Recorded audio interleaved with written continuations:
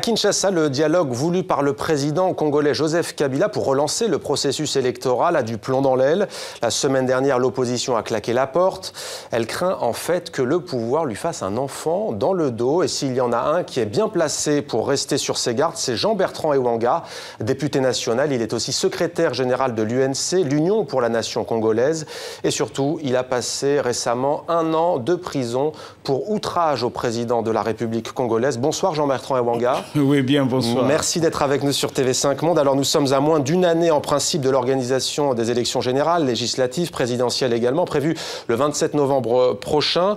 Le pouvoir a donc annoncé la tenue prochaine d'un dialogue national pour résoudre la crise. Votre parti, l'UNC, au même titre que 6 autres partis réunis dans ce qu'on appelle le G7, lui a adressé une fin de non-recevoir. Pourquoi? Simplement parce que vous vous imaginez Obama qui réunit les gens en disant « faisons une réflexion », il dit aux Américains « faisons une réflexion parce qu'on s'approche des élections ». Nous voulons l'alternance politique. Donc le temps est encore là, l'OIF a fait un très bon travail pour la fiabilité du fichier électoral. L'OIF nous a démontré qu'il y a eu 1 600 000 morts qu'on peut extirper. Il y a 450 000 doublons et puis les 7 millions de nouveaux majeurs. On peut rapidement organiser les élections et respecter le délai constitutionnel. C'est ça notre problème, le délai constitutionnel. Ce que vous craignez, c'est que Joseph Kabila ne veuille s'accrocher au pouvoir? Mais oui, mais quand il invite les chefs coutumiers pour un dialogue, c'est pour chercher à neutraliser les institutions. Et puis, il va chercher un glissement. Mais ce qu'il n'a pas fait dans 15 ans, comment il va le faire dans les 2-3 ans? C'est pourquoi nous sommes catégoriques. L'UNC, la dynamique, qui a plus de 70 partis, et puis ensuite le G7 qui est avec nous. Nous avons réservé une fête de non-recevoir. Nous devons aller vite aux élections. Je vais vous parler des élections de 2011. Mais à partir du moment où M. Kabila il a même mise sur la CENI, mais tout a commencé à partir de janvier, nous avons le temps et dans le délai constitutionnel, parce que si dans le délai constitutionnel, les élections ne se réalisent pas, ce n'est pas bon. Mais le dialogue n'engage au fond en rien. Est-ce que ce n'est pas la moins bonne solution que de vouloir discuter? Parce que pendant ce temps-là, vous savez ce qu'on dit, la politique de la chaise vide n'est pas toujours la meilleure en politique. Mais la politique de la chaise pleine dans mon pays a donné quoi? Donc nous n'avons pas à nous laisser distraire. Il y a une constitution qui est la loi fondamentale que nous devons respecter. Alors dans une déclaration commune de cette coalition, je l'ai dit, qu'on appelle le G7, coalition de partis d'opposition, vous taxez ce dialogue national de trahison. Le mot est très fort, expliquez-nous. Oui, mais de trahison parce que c'est une violation de la Constitution. Vous savez, dernièrement, M. Kabila a fait nommer les commissaires spéciaux, ce qui n'est pas prévu dans la Constitution de notre pays. Et vous savez, cette Constitution, nous l'avons obtenue au prix du sang. Il y a eu quand même 8 millions de morts dans ce pays. Et que ce pacte républicain a ramené le calme. Et M. Kabila n'a pas le droit aujourd'hui de revenir en arrière parce que c'est nous ramener dans les viols, dans les enfants soldats et tout ce que nous connaissons aujourd'hui comme malheur dans notre pays. Donc, c'est catégorique, les élections ou rien. Alors, le secrétaire général des Nations Unies, Ban Ki-moon, a dépêché en urgence à Kinshasa Saïd Djinnit, son envoyé spécial pour la région des Grands Lacs, à laquelle appartient votre pays, la RDC. Le diplomate algérien n'est pas officiellement nommé, facilitateur, mais il pourrait essayer de rapprocher les points de vue. Comment accueillez-vous cette nomination et cette venue à Kinshasa du diplomate? Mais je crois qu'il a fait des consultations, il a consulté tout le monde. Bon, ce qui est une très bonne chose, mais nous ne sommes pas prêts à l'accompagner. Parce que le dialogue n'est pas opportun pour nous aujourd'hui. Ce que nous cherchons aujourd'hui et nous demandons à la communauté internationale, au secrétaire général des Nations Unies, ce n'est pas le secrétaire général des Nations Unies qui va nous demander de violer notre constitution parce qu'il a été à la base, à partir du dialogue intercongolais, pour nous donner cet outil important qui a ramené la paix. Vous savez, mon pays a connu pendant longtemps une crise de légitimité des institutions et des animateurs. Maintenant que nous avons cet outil important de cohésion nationale, nous n'accepterons jamais qu'il y ait des arrangements du type partage équitable et équilibré du pouvoir. Ça, c'est du passé. Alors, on a vu récemment des manifestations en République démocratique du Congo, notamment à Kinshasa. Kinshasa, la capitale, elles ont été réprimées. Quelle suite votre parti et cette coalition d'opposition qu'ont-elles donné à votre engagement politique? Oui, mais moi-même, nous étions menacés. Nous allons voir les autorités. Ils nous autorisent, pas autorisent, conformément à la loi. Nous devrions tenir notre meeting.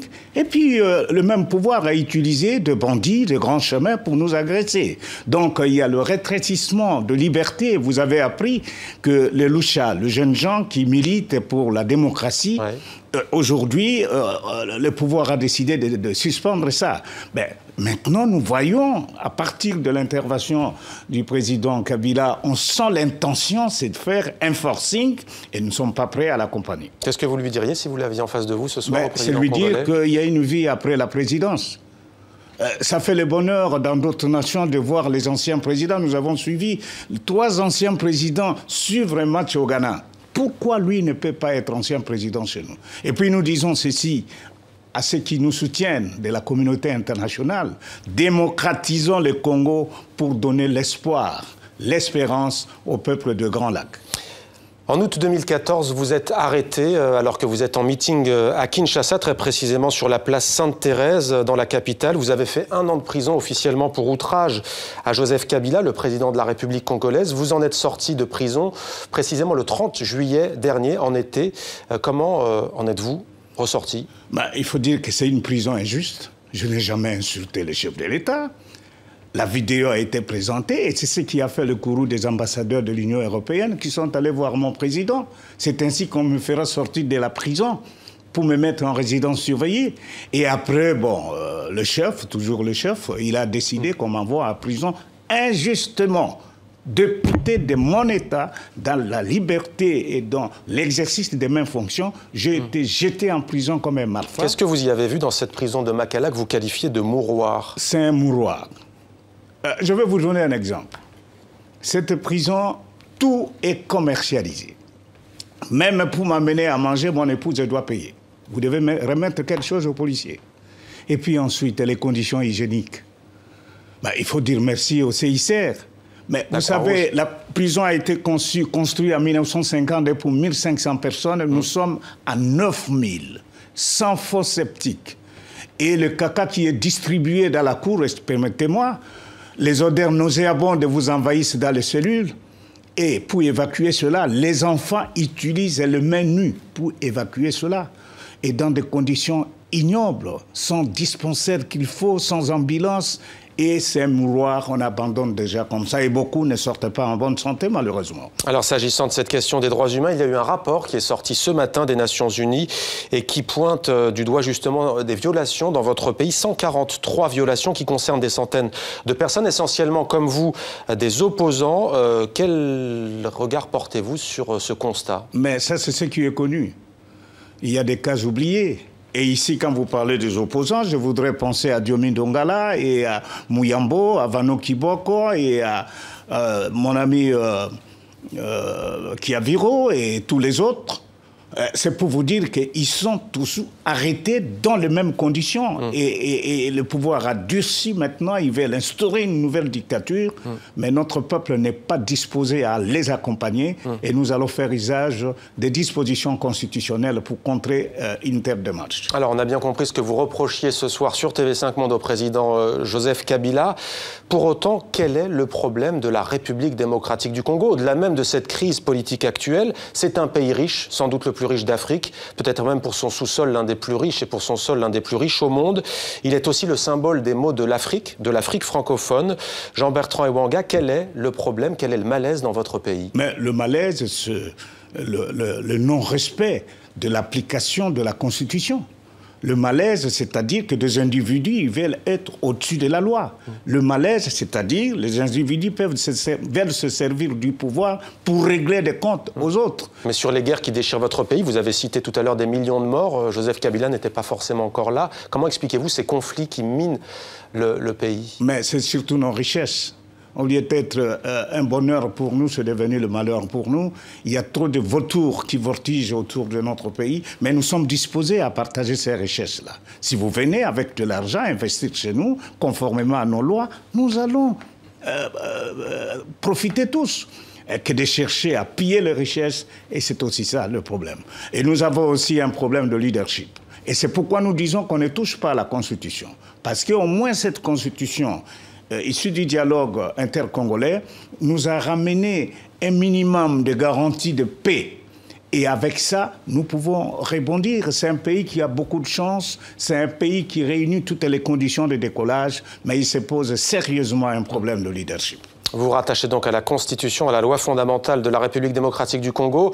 Le fait d'avoir refusé, dans l'état actuel des choses, de discuter avec le pouvoir, est-ce que ça ne risque pas de jeter des manifestants dans les rues et d'assister à une répression? On a vu récemment le cas du Burkina Faso, on a vu récemment d'autres pays d'Afrique francophone sombrer dans la violence. On parlait tout à l'heure de la Centrafrique, pardon. Est-ce que ce n'est pas une inquiétude? Mais une inquiétude, mais c'est la voie obligée. Parce que si le chef de l'État respecte la Constitution, il n'y aura rien.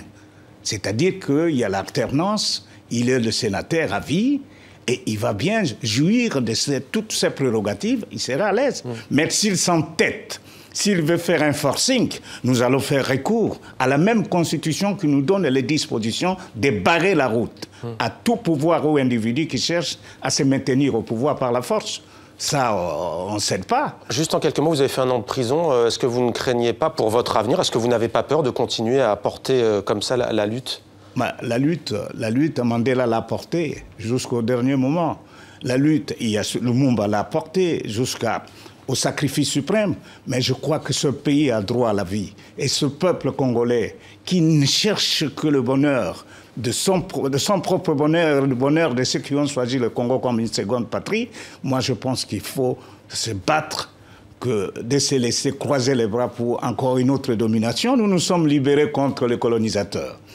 Et puis aussi, aujourd'hui, nous sommes dans la mondialisation, ensemble pour bâtir le monde, pas pour que les individus marchent sur les autres. Jean-Bertrand Ewanga, député national de la République démocratique du Congo, de l'opposition. Donc merci d'avoir répondu à nos questions dans 64 minutes. Merci beaucoup, surtout pour TV5, parce que vous m'aviez beaucoup soutenu pendant que j'étais dans les geôles du pouvoir.